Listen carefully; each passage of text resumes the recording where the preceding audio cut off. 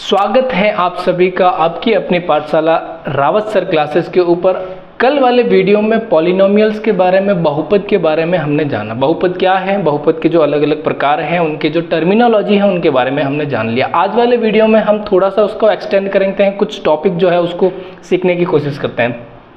कल मैंने बताया था कि पॉलिनोमियल्स क्या है, पॉलिनोमियल्स के जो जीरोज़ हैं वो कैसे निकालते हैं, रेखिक बहुपद के जीरोज़ है कैसे निकालते हैं। जो भी विद्यार्थी नया है, जो भी स्टूडेंट नया है, वो पिछले वाले वीडियो में जाकर के थोड़ा सा जाकर के देख ले ताकि उसके बेसिक्स जो है वो क्लियर हो जाए। फिर यहाँ पर आकर के आपको इन क्वेश्चनों को सॉल्व करना है। देखो, जब भी शून्यंक निकालने होते हैं तो हम क्या करते हैं, पॉलिनोमियल्स को जो है, जो भी बहुपद है उसको, बहुपद को जीरो के बराबर पुट करते हैं। तो बहुपद को जीरो के बराबर पुट कर देते हैं। फिर उसके बाद में इसके गुणनखंड करेंगे तो ऐसे गुणनखंड चाहिए जिनको गुणा करने पर 6 आता है और जोड़ने या घटाने पर 5 आता है, माइनस के 5 आता है।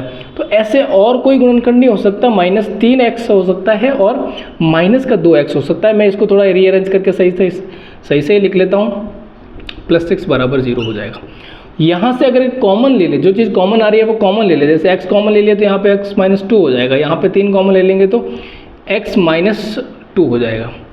तो आपके सामने आंसर निकल के आएगा। देखो, एक तो x-2 इधर कॉमन आ गया और x-3 इधर से कॉमन आ गया, बराबर 0। सो x इज इक्वल्स टू 2 और 3, दो ऐसे जो शून्यंक है जो इस बहुपद के शून्यंक है। इसकी जांच करना भी मैंने आपको बताया था। जब भी आपको जांच करनी है तो P2 और P3 रख करके आप मान निकाल सकते हैं, जांच कर सकते हैं, बराबर 0 आ जाएगा। इसकी जांच कर सकते हैं। ये जांच करना पिछले वाले वीडियो में मैंने बताया है, अगर आपको नहीं पता है आप जा करके देख सकते हैं। ठीक ऐसे ही ये वाला वीडियो में ये वाला क्वेश्चन आपको बता देता हूँ मैं। तो क्या करना है, इसको 0 के बराबर पुट करना है, बहुपद को 0 के बराबर पुट करना है। जब बहुपद को 0 के बराबर पुट करेंगे तो इसके जो गुणनखंड आएंगे वो क्या आएंगे, 9 -36। अब -36 तो गुणा करने पर आने चाहिए और जोड़ने पर वो 5 आने चाहिए। तो ऐसे कौन कौन से गुणनखंड हो सकते हैं जिनको जोड़ने पर तो 5 आए और गुणा करने पर कितना आए, 36 आए। तो हम देखते हैं, इनके गुणनखंड करके देखते हैं। जिनको नहीं समझ में आता है तो उनको गुणनखंड कर देने होते हैं। तो 36 को हम तोड़ते हैं तो कितने आते हैं, 12 और 3। 12 और 3 12 36 होते हैं। अब किसको माइनस लेना है, किसको प्लस लेना है, वो हम यहाँ से देखेंगे। सॉरी, यहाँ पे 5 15 है तो ये भी नहीं हो सकता। 12 और 3 हो सकते हैं, ये नहीं हो सकता सर। 18 और 3, 18 और 2, ये नहीं हो सकता क्योंकि यहाँ पे हमें 5 चाहिए। 1 मिनट, क्वेश्चन सही है क्या, क्वेश्चन सही है, ठीक है। तो और क्या हो सकता है, 9 और 4। तो यहाँ पर आकर के हमें क्या मिलता है, गुणनखंड मिलते हैं जो जिनको जोड़ने पर, जिनके बीच में डिफरेंस आ रहा है 5 का। तो हम यहाँ पे देंगे 9x²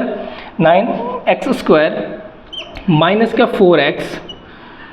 का 4x सॉरी, यहाँ पे 9 लिख लेता हूँ मैं, 9x - 4x। अब माइनस नहीं लेकर के इसको क्या लेते हैं, प्लस ले लेते हैं और इधर -4 बराबर 0। तो यहाँ हो जाएगा, आप 9x कॉमन ले लीजिए, x + 1 एंड -4x + 1 बराबर 0। सो 9x - 4 एंड x + 1 बराबर 0। तो यहाँ से आपके 9x - 4 बराबर 0 आ जाएगा और x बराबर -4/9 आ जाएगा। सॉरी, प्लस का 4/9। और इधर x बराबर x + 1 बराबर 0 करते हैं तो x का मान आ जाएगा -1। इस तरीके से हम शून्यंक निकाल सकते हैं। कमेंट बॉक्स में आप इसका आंसर दीजिए कि x² - 8x - 20 का आंसर क्या होगा। नेक्स्ट चलते हैं हम एक नए और ताज़ा टॉपिक के ऊपर, जो बहुत ही काम का टॉपिक है। और इस टॉपिक के अंदर अब तक जो पढ़ा है उसके अंदर हम रिलेशन देखेंगे। कौन सा रिलेशन, टॉपिक का नाम है बहुपद के गुणांकों तथा शून्यंकों में संबंध। इसमें संबंध निकालने हैं। क्या रिलेशन होता है अगर हमारे पास एक द्विघात बहुपद है। मैं द्विघात बहुपद की ही बात करूंगा हमेशा, अभी जो भी हम पढ़ेंगे वो द्विघात बहुपद के बारे में ही पढ़ रहे हैं ज़्यादातर। तो मान लीजिए ax square plus bx plus c बराबर क्या है, एक द्विघात बहुपद है जिसको मैंने px नाम दे दिया। px मैंने नाम दे दिया, ये क्या है, एक बहुपद है। अब इस बहुपद में मैंने आपको बताया x स्क्वायर के गुणांक क्या है, x स्क्वायर का गुणांक क्या होता है, ये चीज़ मैंने आपको बताई है। जैसे x स्क्वायर का गुणांक यहाँ पे a हो जाएगा, x का गुणांक क्या है, x का गुणांक क्या हो जाएगा, b है, और अचर पद जो है वो क्या है, अचर पद है यहाँ पे c। मैंने माना कि अल्फा तथा बीटा क्या है, शून्यंक है, इनके शून्यंक है, किसके, px के शून्यंक है। px जो हमारे पास बहुपद है इसका अल्फा और बीटा क्या है, इसके शून्यंक है। मैंने मान के चलता हूँ अल्फा और बीटा शून्यंक है। क्या हो सकते हैं, कुछ भी हो सकते हैं। x बराबर मतलब x बराबर अल्फा तथा बीटा, इनमें से कोई दो शून्यंक है। तो इन शून्यंक में तथा इन गुणांकों के अंदर इनमें क्या रिलेशन होता है वो हम यहाँ पे देखने वाले हैं। तो आपको ये चीज़ ध्यान में रखनी है, क्या अल्फा प्लस बीटा, इनका शून्यंकों का जो योग होता है वो हमेशा -b/a होता है, तथा शून्यंकों का गुणा बराबर होगा bc/a। अब ये फॉर्मूले डिराइव नहीं करने हैं, आपको डायरेक्ट यूज़ में लेने हैं। जब भी आपको ऐसे फॉर्मूले क्वेश्चन आएंगे तो उनको सीधा सीधा यूज़ में लेना है आपके क्वेश्चन सॉल्व करने के लिए। तो इससे रिलेटेड हम क्वेश्चन समझते हैं जिससे कि आपको थोड़ा और भी क्लियरिटी हो जाएगी। तो प्रश्न आता है आपके सामने,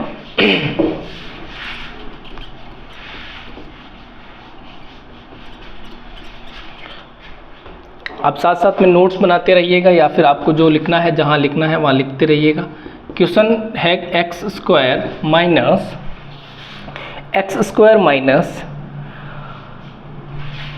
2x माइनस 8 के शून्यंकों का योग तथा गुणनफल ज्ञात करें।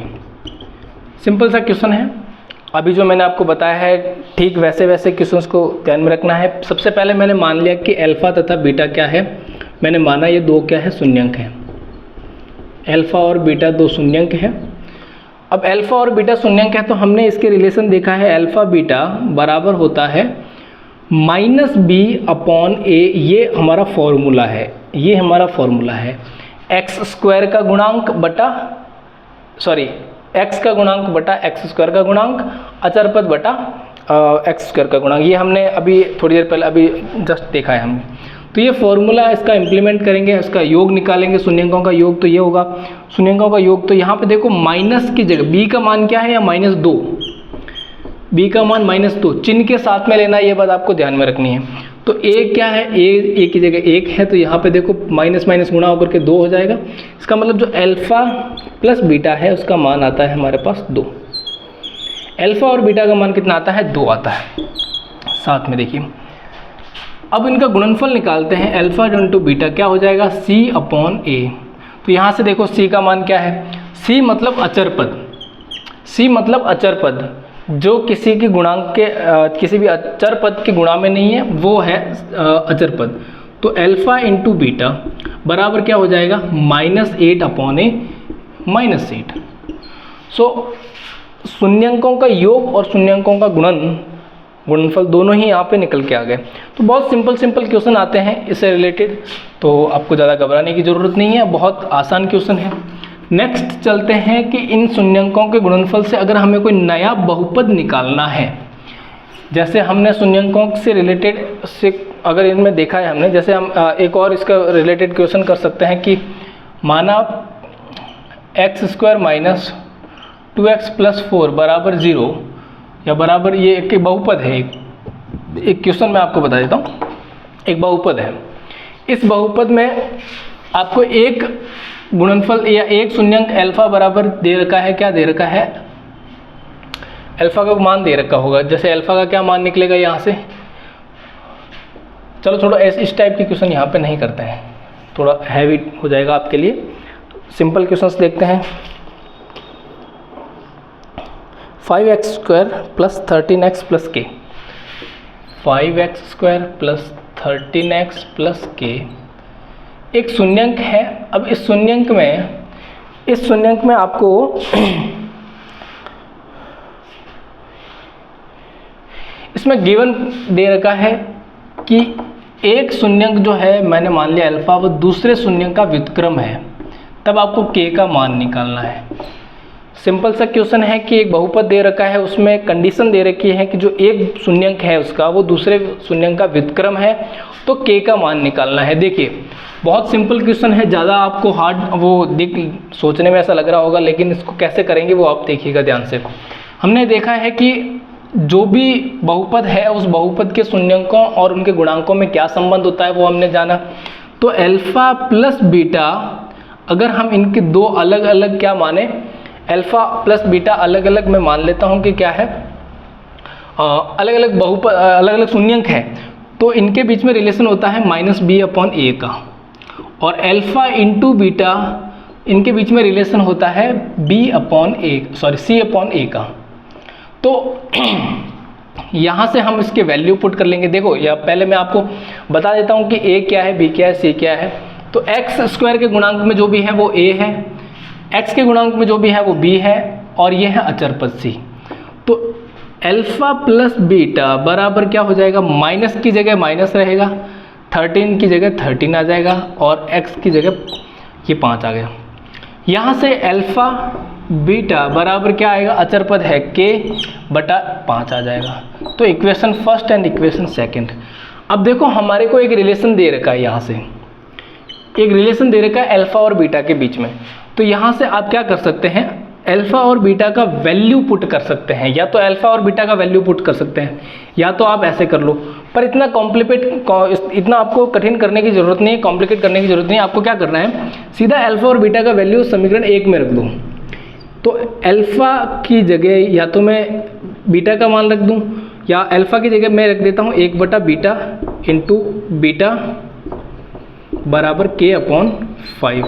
तो यहाँ से देखो बीटा से बीटा कैंसिल आउट हो जाएगा, यहाँ बचेगा 1 बराबर k/5। तो यहाँ से k का मान क्या निकल के आ जाएगा, 5 निकल के आ जाएगा। इस तरीके से आपको बहुत सिंपल तरीके से आपको इसका रिलेशन पता होना चाहिए, और ऐसे आपका आंसर निकल के आ जाएगा। आई होप कि ये क्वेश्चन आपको समझ में आया होगा। आगे हम चलते हैं, जब भी हमें कोई नया बहुपद निकालना हो और हमें गिवन हो कि उनके शून्यंकों का योग और शून्यंकों का गुणनफल कैसे दे रखे हैं, कोई भी मान दे रखे हैं, तो उनके यूज़ करके उनका कैसे हम नया बहुपद निकाल सकते हैं। तो नोट के रूप में लिख देना आप कि जैसे मान लो अल्फ़ा और बीटा किन्हीं या किसी बहुपद के शून्यंक हैं, तो बहुपद क्या होगा। अगर आपको सिर्फ अल्फ़ा और बीटा ही गिवन है कि अल्फ़ा और बीटा दो शून्यंक हैं किसी बहुपद के, तो उस बहुपद के वो बहुपद है क्या, उसको बहुपद को कैसे फाइंड आउट करेंगे, कैसे निकालेंगे, उस बहुपद को कैसे निकालेंगे। तो ध्यान रखिएगा, x² minus alpha plus beta into x plus alpha beta, ये एक बहुपद फॉर्मेट बन के आ जाएगा। जब भी आपको अल्फ़ा 2 और बीटा दोनों शून्यंक दे रखे हैं, इस फॉर्मूले के अंदर वैल्यू पुट करनी है और आपको सीधा आंसर निकालना है। देखिए क्वेश्चंस करते हैं कि अगर इनका योगफल और गुणनफल दे रखा है, आपको तो इतना कुछ दे रखा है कि कोई भी क्वेश्चन है उसके अंदर मान लिया कि अल्फ़ा बीटा कोई दो बहुपद है, इनका योगफल गिवन है 3, योगफल दे रखा है -3 और गुणनफल दे रखा है 2। तो वो बहुपद निकालना है, वो नया बहुपद जो है वो क्या है, वो बहुपद क्या है जिसके शून्यंक जो है वो -3 और 2 है। तो इसको कैसे निकालेंगे देखिए, आप ऊपर आप कमेंट बॉक्स में आंसर दे सकते हैं। बहुत ही आसान है, ऐसा कोई बहुत रॉकेट साइंस नहीं है इसके अंदर।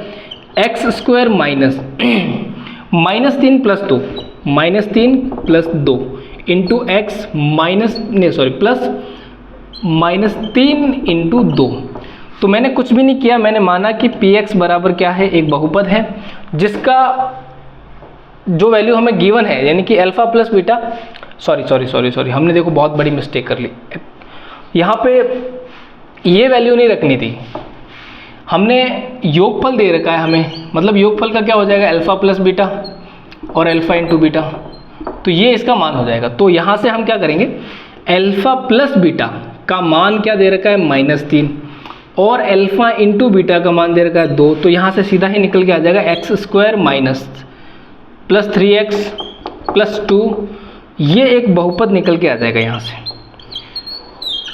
ये चीज़ ध्यान में रखनी है कि यहाँ पे योगफल और गुणनफल ही ऑलरेडी हमें गिवन दे रखा है कि ये तो अल्फा प्लस बीटा है और ये अल्फा इंटू बीटा है, तो डायरेक्ट वैल्यू पुट करनी है और सीधा मान निकालना है। हमें अल्फा और बीटा का मान नहीं दे रखा है, यहाँ अल्फा का योगफल, अल्फा प्लस बीटा का योग, दोनों का जोड़ और दोनों का गुणनफल दे रखा है। तो आई होप कि आपको इस टाइप के प्रश्न समझ में आए होंगे। आज हम एक चलो नए टॉपिक के और ऊपर चलते हैं। बहुत ही एक शानदार टॉपिक है जो कि बहुपद के अंदर काम का टॉपिक है। तो आपने सीखा होगा, मैं आपको बहुत ही बेसिक से समझाता हूँ। जैसे मान लो 25 के अंदर 5 का भाग देते हैं हम, ध्यान दीजिएगा। 25 में 5 का भाग देंगे तो हमारे पास 25 आ जाते हैं, रिमाइंडर 0 बचता है, 5 बार भाग चला जाता है। अब ये सब चीज़ें आपको पता है, मुझे पता है, ये चीज़ आप अच्छे तरीके से जानते हैं, लेकिन मैंने ये इसलिए लिखाया ताकि आप समझ जाओ कि किसका नाम क्या है। बस ये समझ जाओ, जो भी इस भाग के अंदर होता है इसको बोलते हैं भाज्य, जो भी इस भाग के बाहर होता है जिसको आप गुणा कर रहे हो उसको बोलते हैं भाजक, और जो भाग का फल निकलता है उस भाग को बोलते हैं भाग का फल, उसको बोलते हैं भागफल, और जो बचता है पीछे उसको बोलते हैं शेषफल। सर ये सब मुझे क्यों बता रहे हो, ये सब हमें बताने की ज़रूरत कहाँ है? तो ये सब बताने की आवश्यकता इसलिए है क्योंकि अब जो टॉपिक हम पढ़ने जा रहे हैं उस टॉपिक का नाम है विभाजन प्रमेय। विभाजन एल्गोरिथम। विभाजन एल्गोरिथम क्या होती हैं? देखिए, अभी तक हमने शून्यंक निकालना सीख लिया था। एक रेखिक बहुपद के शून्यंक निकाल दिए थे, द्विघात बहुपद के शून्यंक निकाल दिए थे हमने। अब हमें त्रिघात बहुपद, चतुर्घात बहुपद दे रखे हैं, तो उनके कुछ बहुपद दे रखे होंगे, बचे हुए बहुपद कैसे निकालेंगे? उसके लिए आपको ये ध्यान में रखना है कि एक विभाजन एल्गोरिथम किस तरीके से इसका यूज़ करना है। सबसे पहले तो मैं बता देता हूँ कि विभाजन एल्गोरिथम जो तो है उसके अंदर आपको जो भी बहुपद दे रखा है, मान लो px है कोई, जो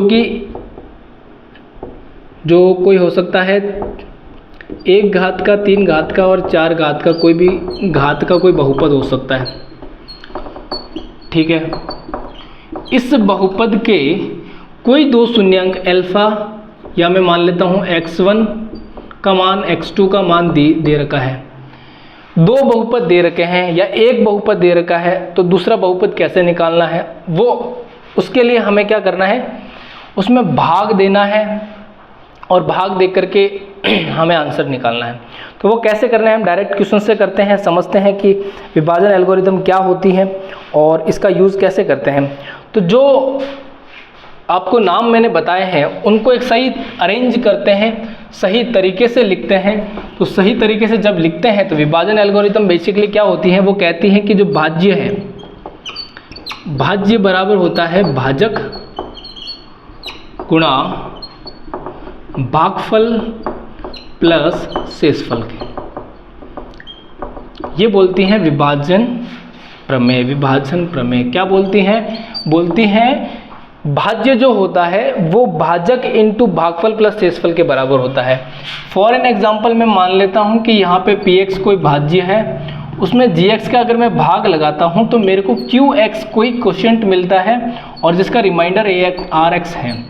तो क्या होता है, भाजक गुणा भागफल प्लस शेषफल, भाजक गुणा भागफल प्लस शेषफल जो होगा वो px के बराबर होगा, भाज्य के बराबर होगा, यानी कि gx plus gx qx plus rx।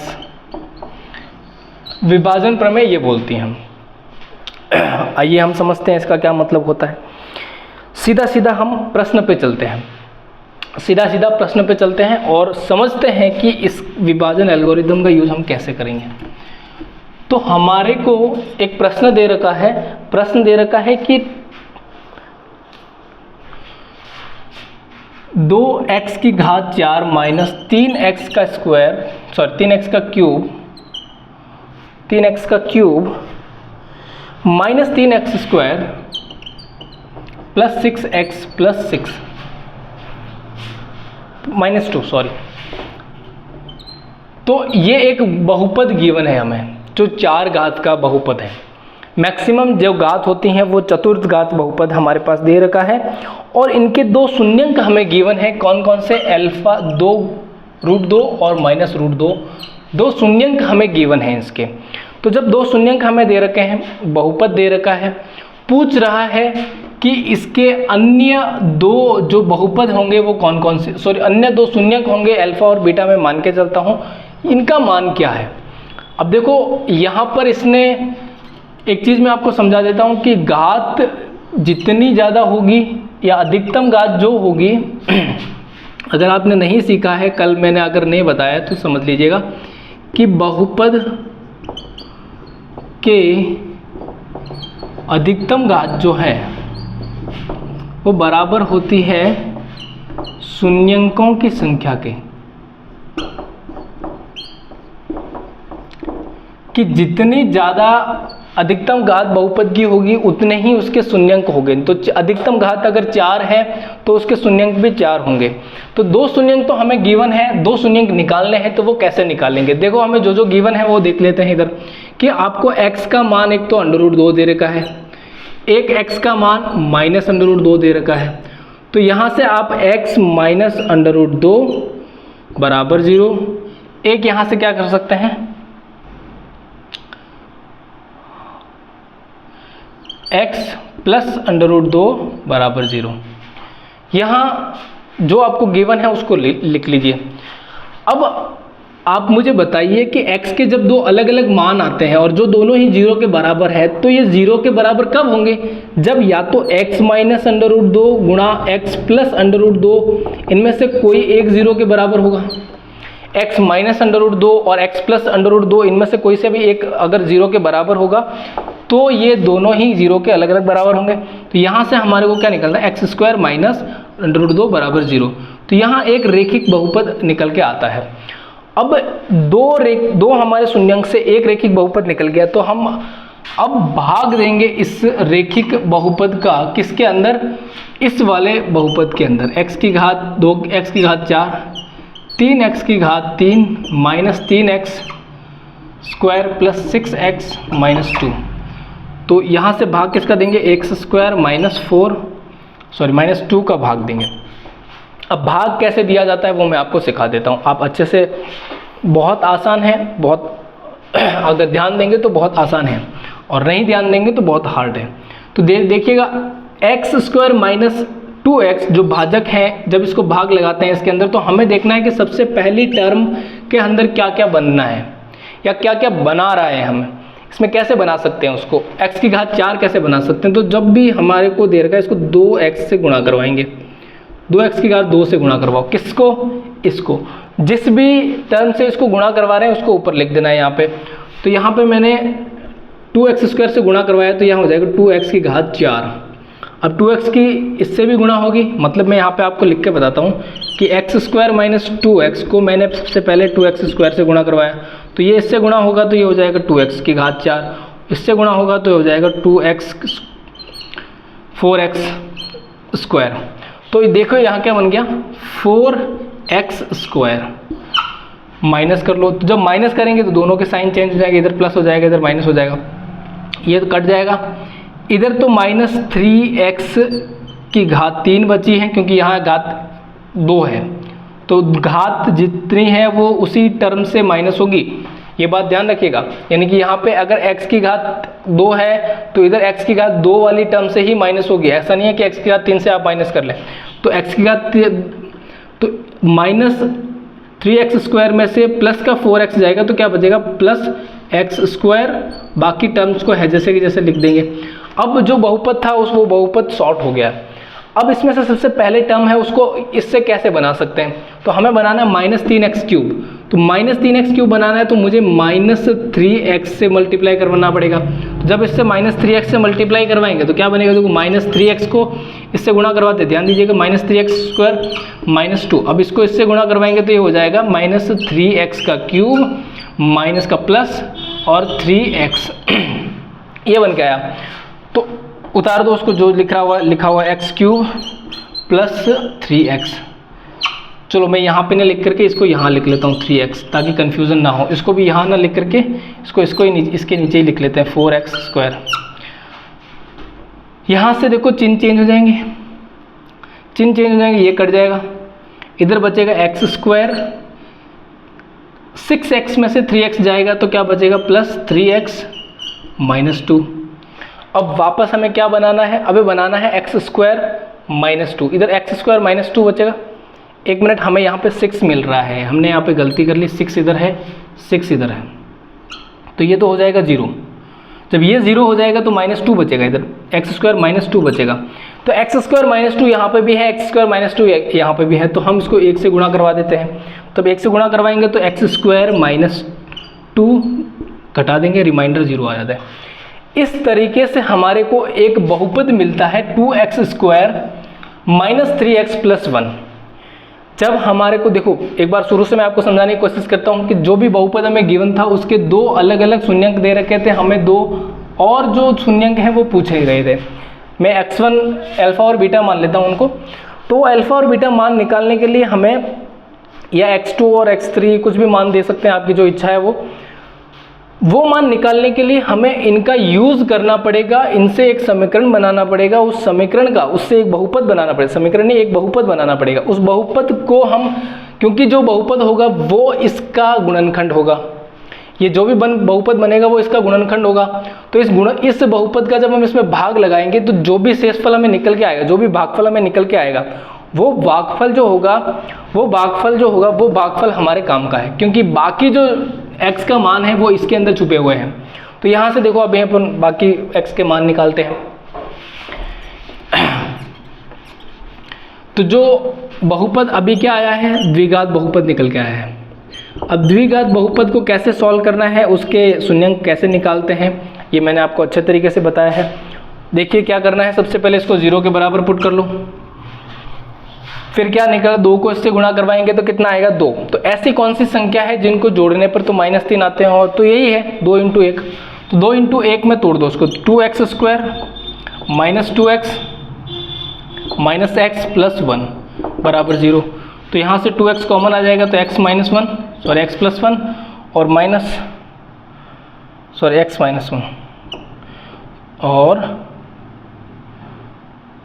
इससे माइनस कॉमन ले लें तो x माइनस 1 बराबर 0। तो 2x माइनस 1 और x माइनस 1 बराबर 0। यहाँ से 2x माइनस 1 बराबर 0 आ जाएगा और x माइनस 1 बराबर 0 आएगा। तो x बराबर 1/2 या x बराबर 1 आ जाएगा। तो इस तरीके से हम क्या कर सकते हैं, किसी भी बहुपद के जो बचे हुए शून्यंक वो हैं वो हम निकाल सकते हैं। जैसे कि यहाँ पे ये जो x के जो अलग मान निकले हैं, ये अल्फा और बीटा है, इसको अल्फा और बीटा मान दे सकते हैं। अब वैसे ये मान x, ये सारे ही मान इसी के शून्यंक हैं। अगर कोई डाउट हो तो आप इन सभी वैल्यू को, अगर किसी को भी एक को इसमें रखोगे ये मान पूरा 0 हो जाएगा। इसका डाउट हो तो आप आकर आराम से चेक कर सकते हैं, वरना अगर बिलीव करें तो यही इसके वैल्यू है। ठीक है, तो इस तरीके से हम किसी भी द्विघात द्विघात के बहुपद के तो इस तरीके से शून्यंक निकाल सकते हैं। चतुर्थघात और जो त्रिघात बहुपद होते हैं या रैखिक बहुपद होते हैं, उनके शून्यंक कैसे निकालने हैं, किस तरीके से हम भाग देते हैं, ये चीज़ आई होप कि आपको समझ में आ गई होगी। तो अभी एक नए टॉपिक के ऊपर चर्चा करते हैं कि शेषफल थ्योरम क्या होती है। बहुत ही इंपॉर्टेंट थ्योरम है शेषफल थ्योरम, और फिर आज का टॉपिक हम यहाँ पे ख़त्म करते हैं। Last but not the least topic है शेषफल प्रमेय। शेषफल प्रमेय। अब शेषफल प्रमेय का यूज कब होता है? मान लो कि आपके पास px कोई बहुपद है, px कोई बहुपद है दे रखा है, इसके अंदर आप gx का भाग लगाते हैं। px कोई बहुपद दे रखा है और gx का भाग लगाते हैं, तो gx का भाग लगाने के बाद में आपको इसका गुणनखंड निकालना है। इसका गुणनखंड निकालना है तो वो कैसे निकालेंगे? आपको कैसे पता चलेगा कि ये px जो है वो gx का गुणनखंड है या नहीं है? तो इसके लिए हम शेषफल प्रमेय का यूज़ करते हैं। देखिए आपको डायरेक्ट क्वेश्चन से समझाता हूँ ताकि ज़्यादा आसान हो जाएगा। क्वेश्चन है x³ minus x³ plus 3x² plus 3x plus 1, x³ plus 3x² plus 3x plus 1 एक बहुपद दे रखा है। अब इस बहुपद को, अब इसके शेषफल निकालने हैं आपको। इसके शेषफल कैसे निकालोगे? इसके शेषफल निकालने हैं और भाग देना है। gx बराबर आपको गिवन है, क्या दे रखा है, x प्लस 1 बहुपद दे रखा है x प्लस 1। इसका भाग दे करके इस बहुपद का शेषफल निकालना है। तो शेषफल प्रमेय किस काम की है कि जो भी बहुपद आपको गिवन है उस बहुपद को जो दूसरा gx बहुपद दे रखा है उसका भाग दे करके उसका शेषफल कैसे निकालें, वो शेषफल निकालने का कैसे निकाला जाए, उस शेषफल के लिए हमें शेषफल प्रमेय का यूज़ करना है। तो हमेशा आपको ध्यान रखना है, जब भी आपको इस तरीके से शेषफल निकालना है तो gx जो बहुपद दे रखा है, जिस बहुपद का इसमें भाग लगाना है, उस gx को आप क्या करो, 0 के बराबर पुट कर दो। तो यहाँ से x प्लस 1 बराबर आएगा 0। तो x का मान जो भी निकल रहा है -1 मिल रहा है।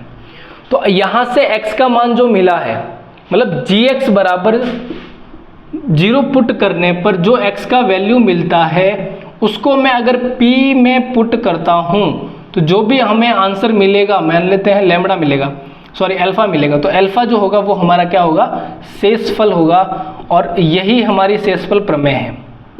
शेषफल प्रमेय क्या कहती है, px कोई बहुपद दे रखा है, gx कोई दूसरा बहुपद दे रखा है जिसका इसमें भाग देना है।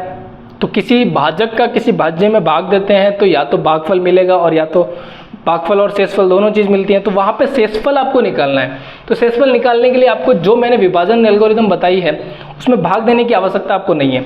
सीधा क्या ध्यान रखना है कि जो gx दे रखा है उसको 0 के बराबर पुट करो, शून्यंक निकालो और शून्यंक को सीधा px में पुट कर लो। जैसे अब x का मान ये निकला है तो यहाँ पे हम क्या मान रख सकते हैं, -x बराबर यहाँ रखेंगे तो क्या हो जाएगा, -1 का क्यूब प्लस 3 -1 का स्क्वायर प्लस 3 -1 प्लस 1। तो यहाँ हो जाएगा 1 प्लस 1, ये माइनस होगा -1 और -3 प्लस 1। तो यहाँ से आपको दिख रहा है -1 -3 माइनस का 4 1 और 1 ये बन जाएगा प्लस का 2, तो बराबर आ जाएगा -2 जो है वो इसका क्या हो जाएगा, शेषफल हो जाएगा। p बराबर -1 -2 यहाँ पे शेषफल हो जाएगा इस क्वेश्चंस का। तो इस तरीके से आप जो है, हमने कोई मिस्टेक किया है, कहाँ कुछ मिस्टेक हुआ है, 3 अच्छा एक सेकंड 3 आएगा इधर। तो px बराबर -1 बराबर यह हो जाएगा -1, ये -1 से -1 तो -4 और +4 बराबर 0। सो यहाँ जो शेषफल आएगा वो 0 आ रहा है। तो इसका मतलब क्या हुआ, इसका मतलब ये हुआ है कि जो भी भाजक आपके पास था उस भाजक का भाग जब हम बहुपद के अंदर देते हैं, px के अंदर देते हैं, तो px का भाग इस gx का पूरा भाग चला जाता है। मतलब कि ये जो गुणनखंड पे दे रखा है, ये जो बहुपद जो दे रखा है वो इस बहुपद का क्या है, गुणनखंड है। तो आज के लिए इतना ही काफ़ी। लास्ट तक जुड़े रहने के लिए बहुत बहुत धन्यवाद। आई होप कि आपको जो पढ़ाया है आज समझ में आया होगा।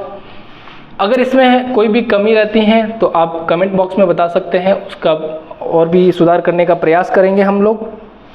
आप इस चैनल पर नए हैं, सब्सक्राइब कीजिए, चैनल को शेयर कीजिए और कमेंट कीजिए ताकि हमें अपने आप में इम्प्रूवमेंट कर सकें हम। धन्यवाद।